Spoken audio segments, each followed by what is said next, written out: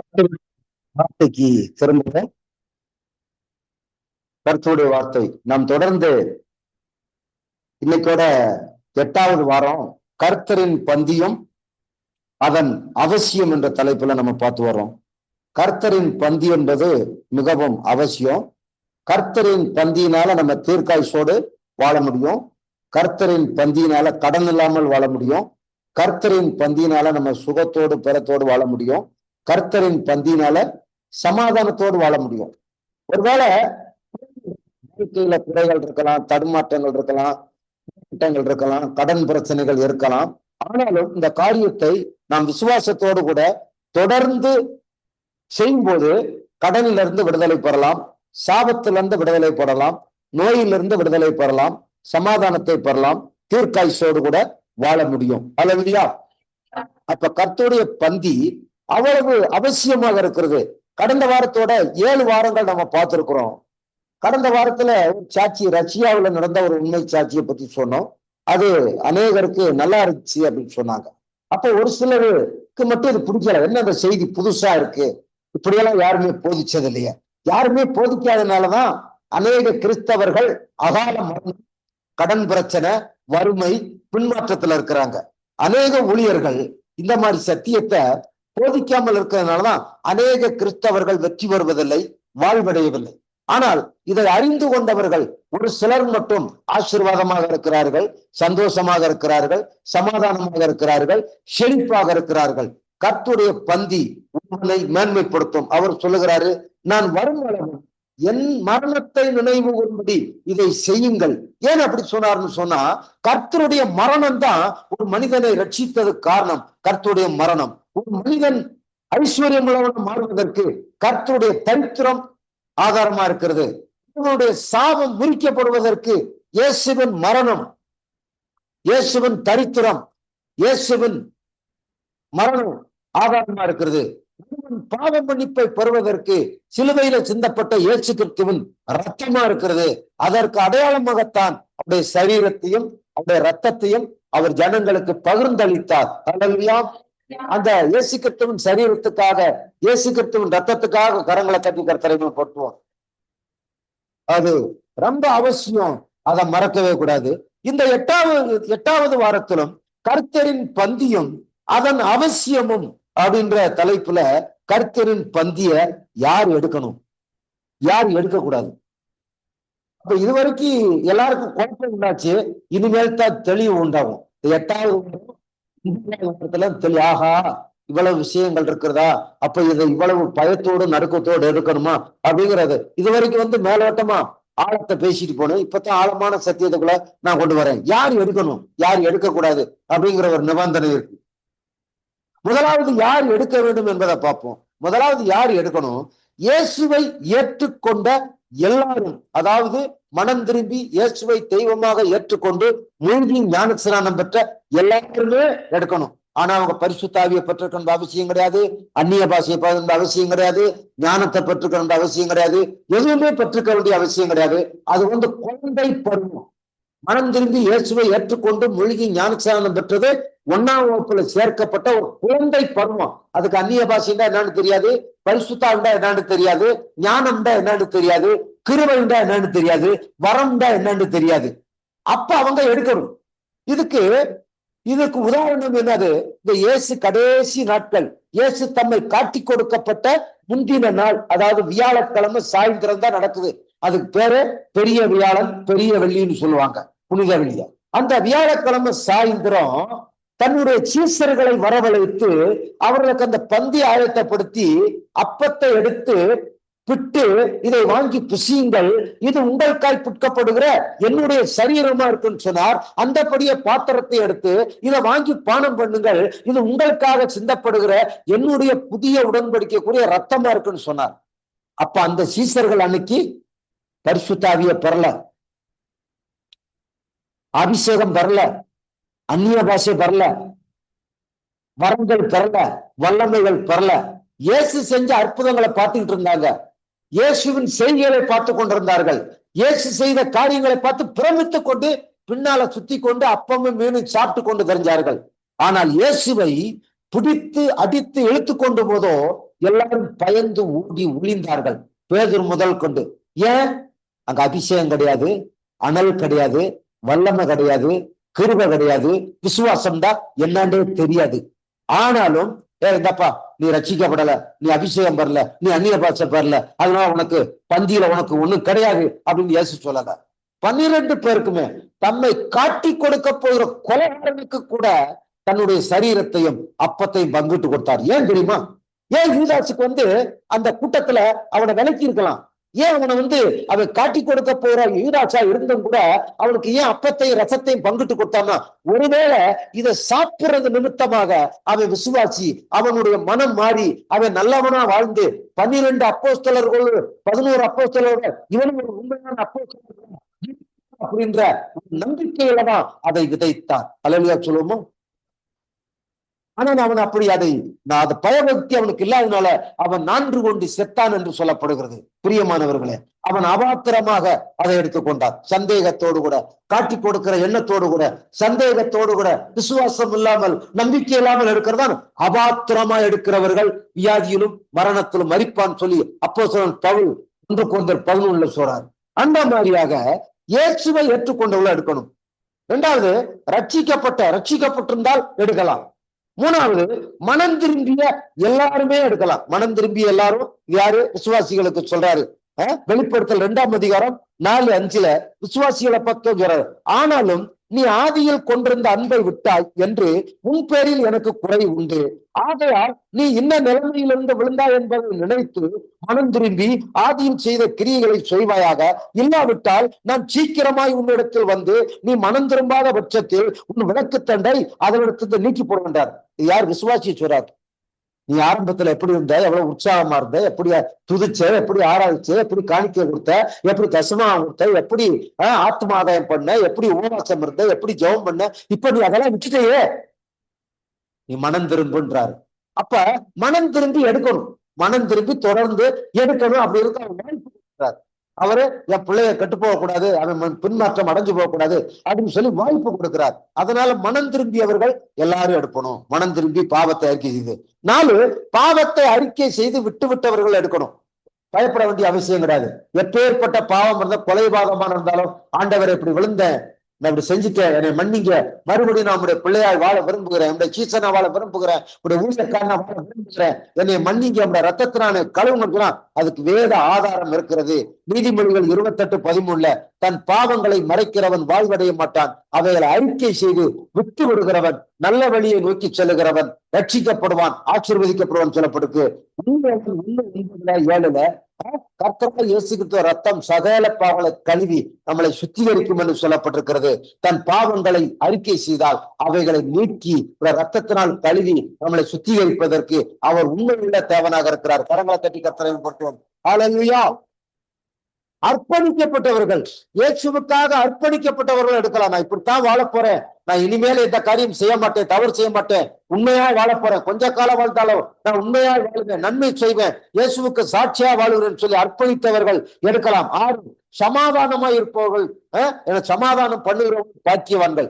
சமாதானமா இருக்கிறவர்கள், சமாதானம் பண்ணுகிறவர்கள், யாரையும் குற்றப்படுத்தாதபடிக்கு, குறை சொல்லாதபடிக்கு, சந்தேகப்படாதபடிக்கு, நம்பிக்கையற்றவர்களாக நம்பிக்கையோடு எனக்கும் ஒரு எதிர்காலம் இருக்கிறது, என் பிள்ளைகளுக்கு ஒரு எதிர்காலம் இருக்கிறது, நான் என்னை அழைத்தவர் இயேசு உண்மை உள்ளவர், அவர் எனக்காக சிலுவையில மரித்தார், எனக்காக ரத்தம் சிந்தினார், அவர் எனக்காக தரித்திரமானார், அவர் என்னை கைவிட மாட்டார், நான் வாழ்வேன், வளர்வேன், நான் பெருகுவேன், நான் உயர்வேன் என்ற ஒரு நம்பிக்கையோடு கூட அந்த கர்த்தரின் பந்தியை அனுசரிக்கும் போது நல்வாழ்வு உண்டாயிருக்கும் என்பதை தெரிந்து கொள்ளுங்கள். 7வதாக உடன்படிக்கையில் நிலைத்திருப்பவர்கள், உடன்படிக்கை செய்றவங்க. இதுவரைக்கும் பாவம் செஞ்சிருக்கலாம், நீதிமான் 7 தடவை விழுந்தாலும் எழுந்திருப்பான்னு வேதம் சொல்லுது. இதுவரைக்கும் தவறி இருக்கலாம், இதுவரைக்கும் ஜெபிக்காமல் இருக்கலாம், இதுவரைக்கும் உபவாசம் இல்லாம இருக்கலாம், இதுவரைக்கும் காணிக்க கொடுக்காம தசமாவும் கொடுக்காம இருக்கலாம். இனிமேல் ஒரு புதிய வாழ்க்கை வாழப்போற, அர்ப்பணிக்கப்பட்ட வாழ்க்கை இயேசுவுக்கு சாட்சியா வாழ போறேன், நீ கொஞ்சத்துல உண்டாண்ட ஒரு அநேகத்தின் மேல் அதிகாரியா வைப்பது கர்த்தர் சொல்லி இருக்கிறார். எனவே இனிமேல் நான் இப்படித்தான் வாழப் போகிறேன், இயேசுவுக்காக வாழப் போகிறேன், இயேசுவின் வார்த்தையின்படி வாழப்போகிற ஒரு உடன்படிக்கை பண்ணுகிறவர்கள் தாராளமாக எடுக்கலாம். அல்லேலூயா. 2வதாக யார் எடுக்க கூடாது, அது திட்டமாக தெளிந்துக்கணும். அதான் அபாத்திரமா எடுக்கிறவர்கள் வியாதியிலும் நோயிலும் மரித்து போவார்கள். அகால மரணங்கள், கொஞ்ச வயசுல மரணம் வருது, அசட்டை பண்றது, கர்த்தரை அசட்டை பண்றது, கர்த்தருடைய வார்த்தையை அசட்டை பண்றது, விசுவாசத்தை அசட்டை பண்றது, கர்த்தருடைய பத்தியை அசட்டை பண்றது, காணிக்கை அசட்டை பண்றது, தசமவாதத்தை அசட்டை பண்றது, கர்த்தருடைய ஆராதனை அசட்டை பண்றது, உபவாச ஜபத்தை அசட்டை பண்றவர்கள், இதெல்லாம் அசட்டை பண்ணிட்டு இருக்கிறதா என்னத்த பாத்துக்குருவார் அப்படின்னு சொல்லி இயேசுவை வந்து அலக்களிப்பு பண்றவர்கள் எடுக்கிறவங்களுக்கு தான் அந்த மாதிரியான வியாதிகள், பலவீனங்கள், நோய்கள், அகால மரணங்கள் உண்டாகும். அதுதான் அபாத்திரமா எடுக்கக்கூடாது அப்படின்னு சொல்லப்படுது. யார் எடுக்கக்கூடாது அப்படின்னு சொல்லி பார்த்தோம் சொன்னா, இயேசுவை ஏற்றுக்கொள்ளாதவர்கள். இயேசுவை ஏற்றுக்கொள்ளாதவங்க பாவம் இவங்களுக்கெல்லாம் கொடுக்கணும் சொல்லி என்ன செய்யக்கூடாது, அவங்களுக்கு இதை கொடுக்க கூடாது அப்படின்னு சொல்லி அசூசிப்படுத்தக்கூடாது, இயேசுவை துக்கப்படுத்தக்கூடாது அப்படின்னு சொல்லப்படுது. 2, மனம் திரும்பாதவர்கள் யாரு? மனம் திரும்பி இயேசுவை தெய்வமாக ஏற்றுக்கொண்டு மூழ்கி ஞானஸ்நானம் பெற்று ரட்சிக்கப்பட்டு அந்நிய பாஷை பேசி நல்ல ஊழியம் செய்தவர்கள், நல்லா இருந்தவர்கள், அவங்க என்ன செய்வாங்க, விழுந்து கிடப்பாங்க. சரி வந்தா போதும் எனக்கு என்னால வாழ முடியலங்க, என்னால வாழவே முடியாது, இனிமேல் நான் நல்லாவே வாழ முடியாது அப்படிங்கிற நம்பிக்கை உள்ளவங்க எடுக்கக்கூடாது. அவரை துக்கப்படுத்தக்கூடாது, அவரை வேதனைப்படுத்தக்கூடாது. அது நமக்குத்தான் நஷ்டம், அவருக்கு நஷ்டம் கிடையாது. அதைத்தான் அபாத்திரமாக செய்யாத அப்படின்னு வேதம் சொல்லுகிறது. 3, ரட்சிக்கப்படாதவர்கள் மனம் திரும்பி இருப்பாங்க, இயேசுவை ஏற்றுக்கொண்டு இருப்பாங்க, மூழ்கி ஞானஸ்நானம் பெற்றிருப்பாங்க, ஆராதனைக்கெல்லாம் கரெக்டா வருவாங்க, விசுவாசிப்பாங்க, காணிக்க போடுவாங்க, தசமாக கூட நல்ல தசமாக நிறுத்திக்கணும். அதை ரட்சிக்கப்பட்டாலும் சரி, யாரா இருந்தாலும் சரி. அப்படி ரட்சிக்கப்படாத என்ன செய்யக்கூடாது, சபைக்கு வாராங்களே ஞானஸ்நானம் எடுத்திருக்காங்கன்னு சொல்லி என்ன செய்யக்கூடாது, அவங்க குறை பேசிட்டு இருப்பாங்க, ஊழியத்தை குறை பேசிட்டு இருப்பாங்க, பிரசங்கத்தை குறை பேசிட்டு இருப்பாங்க, சபையை குறை பேசிட்டு இருப்பாங்க, மற்ற விசுவாசிகளை குறை பேசிட்டு இருப்பாங்க. அதான் சபைக்கு பணக்காரர்கள் வந்திருப்பாங்க. என்ன செய்யக்கூடாது, இருக்கக்கூடாது. 4, பாவத்தை அறிக்கை செய்து விடாதவர்களுக்கு கொடுக்கக்கூடாது. பாவத்தை அறிக்கை செய்து விட்டவன் தான் நன்மையை பெறுவான்னு வாதம் இருக்கு. பாவத்தை அறிக்கை செய்து நான் என்ன தவறு செஞ்சுட்டு இனிமேல் இப்படித்தான் வாழ விரும்புறேன், எல்லாருமே சமாதானமா இருக்க, எல்லாரும்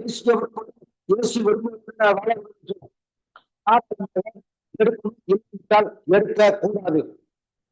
5, அர்ப்பணிப்பு இல்லாதவர்கள். சும்மா ஏனோ தானோன்னு சொல்லி ஏதோ சபைக்கு வர்றேன், உட்காந்து காணிக்க கொடுக்குறேன், போன் இல்லை அப்படின்னு சொல்லி ஏனோ தானன்ற என்ன செய்யக்கூடாது, நான் எடுக்கக்கூடாது. ஏனோ தானோன்றவங்களாம் எடுக்கக்கூடாது, அசட்டப்படக்கூடாது, அந்த மாதிரி இருக்கக்கூடாது. 6, உணர்வு உள்ளவர்கள், மற்றவர்களை குற்றப்படுத்துகிறவர்கள் கர்த்தரின் பந்திய எடுக்கக்கூடாது. அதான் அபாத்திரமா எடுக்கிறவர்கள். பலவீனம், நோய், சாபம், கடன், தரித்திரம் அங்க விலகாது. ஏன் அநேக கிறிஸ்தவர்களுக்கு நிறைய ஊழியக்காரர்கள் விடுதலை இல்லை. நான் மதுரைக்குள்ள பாக்குறேன். ஏன் நான் யாரு கூட போறது இல்லைன்னா, அவன் அப்படியேதான் இருக்கான், அவங்க சேர்ந்தோம்னா நம்மளும் அப்படித்தான் இருப்போம். ஏன் வீட்டுல கூட கேட்கறாங்க, ஏன் போக மாட்டேன், ஏன்னா அவன் 30 வருஷமா அப்படித்தான் இருக்கான். ஒரு பழமொழி இருக்குல்ல, கழுதை கன்றோட சேர்ந்தா என்ன செய்யும், அப்படித்தான் இருக்கும், கழுதை மாதிரிதான் இருக்கும், கழுதையோட மோசமா இருக்கும். அந்த மாதிரி நம்ம பிரித்து எடுக்கப்பட்டவர்கள் தனியா ஒரு ஆள் இருந்தாலும் சரி தனியா இருப்போம், 10 பேர் இருந்தாலும் சரி தனியா இருப்போம். சொன்னா நான் ரட்சிக்கப்பட்ட புதுசுல ஆமா 200 பன்றிகளை மேய்ச்சி 200 பன்றிகளோட வாழ்வதை விட 10 முத்துக்களோட வாழ்வது நல்லது அப்படின்றார். இல்லையா? ஆமா, 200 பன்னிகளை என்ன செய்யும், மிதிச்சு குளறி கொடுத்து நம்மளை நாசக்காடு பண்ணி போடுவோம். அதனால 10 முத்துக்களை வாழ்றது, தனித்தெடுக்கிற வாழ்க்கை, பிரித்தெடுக்கப்பட்ட வாழ்க்கை, கொஞ்ச வருமானம், கொஞ்ச வாழ்க்கை, அற்புதமான வாழ்க்கை, ஆச்சரியமான வாழ்க்கை, நமக்கு எதிர்கால ஒளிமயமான எதிர்காலத்தை கர்த்தர் வைத்திருக்கிறார். ஆனா அந்த கொஞ்சத்துல நம்ம உண்மையா அடி எடுத்து வைக்க பழகணும். இல்லையா? அப்ப அர்ப்பணிப்பு இல்லாதவர்கள், பகை சந்தேகப்படுகிறார்கள். என்ன 20 வருஷம் ஆச்சு, 30 வருஷம் ஆச்சு, என் வாழ்க்கையில மாறலன்னு சொல்லி தேவை சந்தேகப்படக்கூடாது. நம்ம இடத்துல என்ன போல, என்னிடத்துல என்ன போல அப்படிங்கிறத பார்த்து தம்மை சரிபடுத்த நம்மளை திருத்தி சரி பண்ணும் போது எடுக்கணும், இல்லாட்டி எடுக்கக்கூடாது. 7, உடன்படிக்கை செய்யாதவர்கள். தன் இஷ்டத்திற்கு வாழ்கிறவங்க எல்லாம் கர்த்தருடைய பந்தியில எடுக்கக்கூடாது. ஆனா இன்னைக்கு எல்லா சபைகளையும் வாரம் திரும்ப இந்த ஞானத்துல அடுத்தவெல்லாம் உட்கார்ந்தான். அவன் மொல்ல மாதிரி முடிச்ச வைக்கி திரும்ப புடி வச்சுறவன் புடி கணக்கு எழுதுறவன் எல்லா பேரும் இருப்பான். நெடுமுறை நீதிமன்றம் கிடையாது. ஒரு 2 நிமிஷம் தைரியானவன முழங்கால் நின்று எல்லாரும் முழங்கால நிற்பான். ஆனா வீட்டுல பார்த்தா முல்ல மாதிரி தரணும், தெருவுல பார்த்தா முல்ல மாதிரி தரணும், வீதியில பார்த்தா முடிச்சவிக்கி பொய் கணக்கு, தொழில பொய் கணக்கு, வியாபாரத்துல பொய் கணக்கு, ஊழியத்துல பொய் கணக்கு, ஸ்தாபனத்துல பொய் கணக்கு, எல்லா காரியத்துல பொய் கணக்கு செஞ்சுட்டு திருவிருந்த எடுக்கிறதுக்கு மட்டும் நீதிமான் மாதிரி முழங்கால நிற்பான். எடுக்கக்கூடாது, அதான் அபாத்திரம். ஆனா கொஞ்ச காலத்துக்கு சாகுறான். ஏன் ஊழியக்காரனுக்கு, ஏன் ஊழியக்காரனுக்கு இதுதான் பிரச்சனை. கர்த்தருடைய பந்தியை அசுத்த பண்ணக்கூடாது. என்னையா புது செய்தி கொடுக்குற, என்ன புதுசு என்ன புதுசு புதுசா பேசுறா?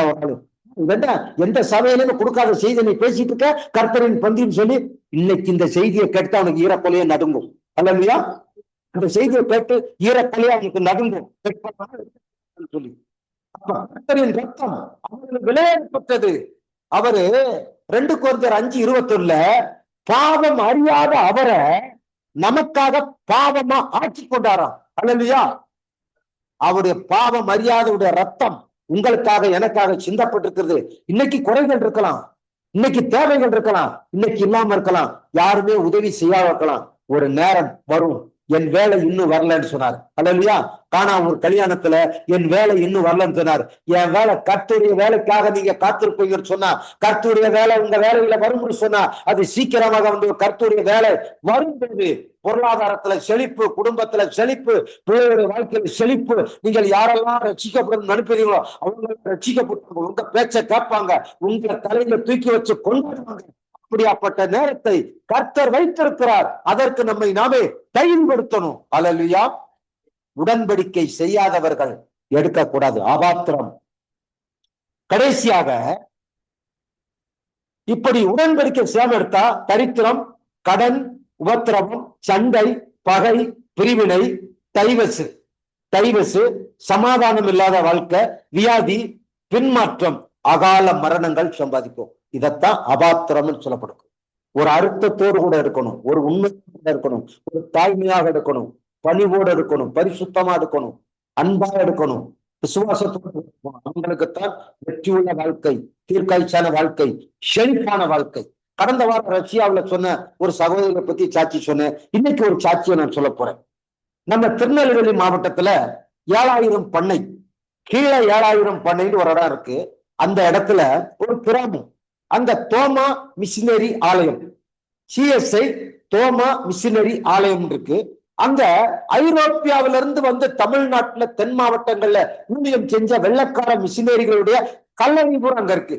ஒரு ஏக்கர் கணக்குல லேண்ட் வாங்கி அதை கூடாரமா கட்டி, மணிமண்டபம் மாதிரி கட்டி, அதற்குள்ள ஐரோப்பிய மிஷினரியுடைய கல்லறைகள் இருக்கு.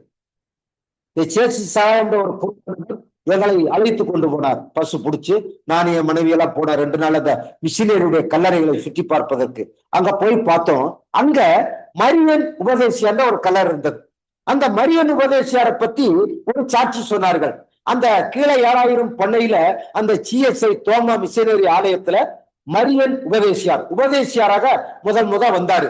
அவர் வந்து நல்ல நீதியோடும் நேர்மையோடும் பரிசுத்தத்தோடும் உண்மையோடும் தாழ்மையோடும் கர்த்தருடைய வசனத்துக்கு பயந்து உண்மையான உபதேசம் பண்ணியிருக்கிறாரு. இது அந்த சிஎஸ்ஐ சர்ச்சுகளை நிறைய பேருக்கு பிடிக்கல. உண்மையான பிரசங்கியார் வந்தா பிடிக்காது, சபைக்குள்ள பிடிக்காது. அப்ப கடித்து கொண்டு பேசியிருக்கிறாரு, பரிசுத்தத்தை பேசியிருக்காரு, உண்மையை பேசியிருக்கிறாரு, நீதியை பேசியிருக்கிறாரு. எல்லாரும் முறுமுறுத்திருக்கிறாங்க. இந்த கோயில் குட்டின்னு ஒருத்தர் இருப்பான். அவன் தான் சர்ச்சை திறக்கணும், டேப்பிள்களை தொடச்சு வைக்கணும், மணி அடிச்ச உடனே ஜனங்கள்ல வருவாங்க. அந்த கோயில் குட்டி கடைசியில அவன்தான் சர்ச்சை பூட்டணும். அவனுக்கும் இவருக்கும் ஒரு சனிக்கிழமை காத்திருப்பு கூட்டத்தன்னைக்கு சண்டை வந்துருச்சு. நீ என்ன பெரிய நீதிமானா, உத்தமனா, நீ என்ன புதுசா வந்து பேசிக்கிட்டு இருக்க, பரிசுத்தத்தை பத்தி பேசிட்டு இருக்கிற, நீதியை பத்தி பேசிட்டு இருக்க. பிறகு நான் உண்மையைத்தானே பேசுறேன், சத்தியத்தை தானே பேசுறேன். என்ன சத்தியத்தை பேசுற, மாதிரி பேசுற. கோயில் குட்டிக்கும் இவருக்கு சண்டை வந்துருச்சு. அப்ப எல்லாரும் சமாதானப்படுத்தி விடுங்கப்பா, கூட்டம் முடிச்சிருக்கோம் சொல்லி கூட்டிட்டு போயிட்டாங்க. அன்னைக்கு நைட்டு நடந்துச்சு. நாளைக்கு முடிஞ்சா மாதத்துல இது கடைசி சனிக்கிழமை நடந்தது. நாளை முதல் ஞாயிற்றுக்கிழமை என்னது திருவிருந்த ஆராதனை இருக்கு. கர்த்தரின் பந்தி இருக்க ஆலயத்துல பெரிய குருவானவர் வருவாரு. அப்ப இந்த உபதேசியாருக்கு நைட்டு முழுவதும் தூக்கம் இல்ல, மரியன் உபதேசியாருக்கு. அப்ப அந்த கோயில் குட்டிக்கு தூக்கம் இல்ல, அழுது இருக்கான். அவன் அழுதுட்டே இருக்கான். நாளைக்கு பந்தி இருக்க, இந்த கசப்பாட இந்த வைராக்கியத்தோடு சண்டை போட்டு போய் எப்படி நாளைக்கு கர்த்தருடைய பந்தியில இருக்குன்னு சொல்லி அவனுக்கு வீட்டுல தூக்கம் இல்ல, இந்த உபதேசியாருக்கும் தூக்கம் இல்ல. ஆனா நடு ராத்திரியில ஆவியானவன் இந்த மரியன் உபதேசர் பேசி ஒரு பாட்டு கொடுத்திருக்கிறார். ஒரு பாட்டை கொடுத்தவனே எப்படி இன்னைக்கு சமாதான சோழனை கூட்டு போய் கர்த்தருடைய பந்தியில அட்டன் பண்ணிடணும்னு சொல்லிட்டு அந்த கோயில் குட்டி வீடு ஆலயத்துக்கு போகல, அவன் அழிஞ்சு கிடக்குறான் வீட்டுக்குள்ள. அந்த தெருவுல வேண்டி கோயில் குட்டி வாசல்ல இருந்து தெருவுல பாட்டு பாடுறாரு. கர்த்தரின் பந்தியில் கர்த்தரின் பந்தியில் கர்த்தரின் பந்தியில் சாகும் கர்த்தரின் பந்தியில் கர்த்தர் அந்தாய் சொந்த ரத்தத்தை சிந்தின காரணத்தை மான பூரணி கர்த்தரின் பந்தியில் சாகும் கர்த்தரின் பந்தியில். இந்த பாட்டு பெரிய பாட்டு, அடுத்த வாரம் பாடி காமிக்கிறேன். இந்த பாட்டை பாடுறாரு. மனம் திரும்பி அர்ப்பணிக்கப்பட்டு பாட்டை எழுதி சந்தோஷமா வந்து பாடிட்டு இருக்காரு, கண்ணீரோடு பாடுறாரு. இவன் கண்ணீரோடு வீட்டுக்குள்ள இருந்து எழுந்து ஓடியாடுறான். ஓடியாந்து வந்து அவரை புடிச்சு கட்டி புடிச்சு, அண்ணே என்னை மன்னிச்சிருங்க, என் பாவத்தை மன்னிச்சிருங்க, என்னைக்கு என்னை இப்படியே விட்டுருவீங்க நினைச்சேன், கர்த்தருடைய பந்தி போயிடும் நினைச்சேன், நீங்க வந்துட்டீங்க, கர்த்தர் நல்லவன் சொல்லி 2 பேரும் கட்டி புடிச்சு தழுவி வீட்டுல போய் ஒரு தேநீர் போட்டு கொடுத்து குடிக்க வச்சு குடிச்சு ரெடி ஆகி 2 பேரும் நீ ஆலயத்துல 2 பேரையும் காணும். மக்கள் கூட்டிட்டாங்க, குருவானவர் வந்துட்டாங்க. இன்னைக்கு மாதிரி போன் வசதி கிடையாது, வயர்லெஸ் டெலிபோன் வசதி கிடையாது, செல்போன் கிடையாது. போன் பண்ணி என்ன என்ன கோயில் குட்டி ஆளக்காரன் போன் பண்ணி கேட்டிருப்பாங்க. இன்னைக்குன்னா அன்னைக்கு அந்த வசதி கிடையாது. எல்லாரும் 2 பேரையுமே காணணும். இப்படியே 2 ஆத்மா போச்சு. எல்லாரும் அமைதியா உட்கார்ந்து இருக்கிறாங்க, உட்கார்ந்து இருக்கிறாங்க டயத்து ஆராதனை டயத்துக்காக. இப்ப 2 பேரும் கை பிடிச்சி சந்தோஷமா புல் போட்டு போறாங்க. சபையை ஆச்சரியப்பட்டு பார்க்குது, சமாதானம் நிரம்பி வழிகிறது. அங்க 2 பேரும் சாட்சி சொல்லி கர்த்தரை மகிமைப்படுத்தி கர்த்தருடைய பந்தியிலே பெற்றுக் கொண்டார்கள். சாகிறது வரைக்கும் அந்த மரியன் உபதேசிச்சார், அந்த கோயில் குட்டியும் அந்த தோமா மிஷனரி ஆலயத்துல ஊழியம் செய்து கர்த்தரை மகிமைப்படுத்தினார்கள். கரங்களை தட்டி கர்த்தரை மகிமைப்படுத்துமா. ஹல்லேலூயா. அதனால இந்த கசப்பு வைராக்கியங்களா விட்டுட்டு சமாதானம் ஆகணும். இங்க அறிக்கை செய்து தேவனோடும் மனிதர்களும் இருக்கு. அப்ப தேவனோட மனிதர்களும் தேவனுடைய ஆசீர்வாதம் இந்த சந்ததிக்கு, நம்ம பிள்ளைகளுக்கு, குடும்பங்களுக்கு வந்து சேரும் என்பதை திட்டமாய் தெரிந்து கொள்ளுங்கள். அதான் கர்த்தருடைய பந்தியும் அவசியமும் ரகசியமும். சரியா? எழுந்திருந்து ஜெபிப்போம், இதற்காக அர்ப்பணிப்போம். மரியன் உபதேசருக்காக கர்த்தரை துதிப்போம். ஆண்டவரே, இந்த கர்த்தரின் பந்தியின் வார்த்தைக்காக நன்றி. 8வது வாரத்திலும் நீர் எங்களோடு பேசி இருக்கிறீர். கர்த்தரின் பந்திய மகத்துவத்தை உணர்கிறோம். ஆண்டவரை கர்த்தாவே, எங்கள் குறைகளை அகற்றி போடுங்க. ஆண்டவரை கரைகளை எடுத்து போடுங்க. இயேசுவின் ரத்தங்கள் மேல் விழுகட்டும். இயேசுவின் ரத்த சபையை கழுவட்டும். இயேசுவின் ரத்த வாலிபர்களை, சிறுபிள்ளைகளை கழுவட்டும். நாங்கள் வரும்போது இந்த மாதத்துல, கடந்த வாரத்துல நாங்கள் உறவுகள், சொந்தங்கள், நண்பர்களிடத்துல கசப்பு கோபங்கள் இருந்தால் அவர்களை மன்னிக்கிறோம். இந்த ஆராதனை முடிஞ்சு போங்க, நேசிக்கிறோம், ஜெபிக்கிறோம். கர்த்தாவே, ஆசீர்வதிக்க விரும்புகிறேன். எனக்கு சாத்தானை இயேசுவின் நாமத்திலே காலில் மிதிச்சு சாபத்தின் வல்லமை இயேசுவின் நாமத்தில் சபித்து நிறுவனமாக்குறேன். கோபத்தின் ஆவிய, முருகிருக்கிற ஆவிய, சொல்லுகிற ஆவிய, பகை உணர்வை உண்டாக்குற ஆவிய, ரகசிய பாவத்தை உண்டாகுகிற ஆவிய, இச்சையின் ஆவிய, கடன்கார ஆவிய, தரித்திரத்தின் ஆவியை இயேசுவின் நாமத்துல சபித்து கட்டுகிறேன். அந்த வல்லமைகளை, ஆவிகளை இயேசுவின் நாமத்துல சபித்து கடிந்து வாழ்கிறேன். ஆண்டவரே கர்த்தாவே, நாங்கள் வாழ விரும்புகிறோம், நாங்கள் உயர விரும்புகிறோம், தீர்க்காட்சியோடு வாழ விரும்புகிறோம். கர்த்தரின் பந்திக்காக துதிக்கிறோம், சரீரத்துக்காக தோத்தரிக்கிறோம், பிற்கப்பட்ட சரீரத்துக்காக நன்றி செலுத்துறோம், சித்தப்பட்ட ரத்தத்துக்காக தோத்துறோம், எங்களுக்காய்ப்பட்ட தரித்திரத்துக்காக தோத்துறோம், தரித்திரம் எங்களை ஐஸ்வர்யத்துக்காய் தோத்துறோம், விடுதலைக்காய் தோத்துறோம், சமாதானத்துக்காய் தோத்துறோம், பாவ மன்னிப்புக்காக தோத்திரம். ஆண்டவரே கர்த்தாவே சிறுபிள்ளைகளை இயேசுவின் நாமத்தில் ஆசீர்வதிக்கிறேன். சபை இயேசுவின் நாமத்தில் ஆசீர்வதிக்கிறேன். குடும்பங்களை இயேசுவின் நாமத்தில் ஆசீர்வதிக்கிறேன். செய்திய ஆடியோ மூலமா கேட்கிற ஜனங்களை, ஊழியர்களை இயேசுவின் நாமத்துல ஆசீர்வதித்து ஜெபிக்கிறேன். கிருபைக்குள்ளாக மூடி மறைத்துக் கொள்ளும். இந்த வார்த்தையை நீர் மகிமைப்படுத்துவதற்காக நன்றி. இந்த வார்த்தையை நீர் எங்களுக்கு வெளிப்படுத்தி கொடுத்ததற்காக நன்றி செலுத்துகிறோம் ஆண்டவரே. எங்களை தாழ்த்துகிறோம், உண்மை உயர்த்துகிறோம், அந்த நாமத்தை மகிமைப்படுத்துகிறோம். எங்கள் ஜெபங்களை கேட்டு பலன் கொடுத்ததற்காக நன்றி. துதி கனம் மகிமையெல்லாம் குழுவிற்கே செலுத்துகிறோம். எங்கள் மீட்பர் உச்சரமா இருக்கிற இயேசுவின் நாமத்தில ஜெபிக்கிறோம். எங்கள் பரிசுத்தமுள்ள நல்ல பிதாவே, ஆமென். என் ஆத்மாவே கர்த்தரை தோத்திரி, என் முழு நாமத்தை தோத்திரி, என் ஆத்மாவே கர்த்தரை தோத்திரி, அவர் செய்த சகல உபகாரங்களையும் மறவாதே. நம்முடைய கர்த்தராய் அன்பும் ஐக்கியம் சந்தோஷம் சமாதானமும் என்றும் என்னும் சகல காலங்களிலும் நாம் அனைவருக்கும் கூட என்றென்றைக்கும் தங்கி இருப்பதாக. ஆமென், ஆமென். ஹல்லேலூயா, ஹல்லேலூயா. ஜெயங்கொடுக்கும் தேவனுக்கு கோடி கோடி ஸ்தோத்திரம், ராஜாவுக்கு நாளெல்லாம் ஸ்தோத்திரம். ஜெயங்கொடுக்கும் தேவனுக்கு கோடி கோடி ஸ்தோத்திரம், வாழ்வளிக்கும் ராஜாவுக்கு நாளெல்லாம் ஸ்தோத்திரம். அல்லேலூயா, அல்லேலூயா. ஆனந்த துணியால் உயர்த்துவேன். அல்லேலூயா, அல்லேலூயா. பாடுவேன் ஆனந்த துணியால் உயர்த்துவேன். ஜெயங்கொடுக்கும் தேவனுக்கு கோடி கோடி ஸ்தோத்திரம், வழிக்கும் ராஜாவுக்கு வாழ்நாளெல்லாம் ஸ்தோத்திரம். அல்லேலூயா, அல்லேலூயா. கர்த்தர் தாமே உங்களை ஆசீர்வதிப்பார். சமாதானத்தோடு போய் கடவுள். God bless you, God bless you, God bless you.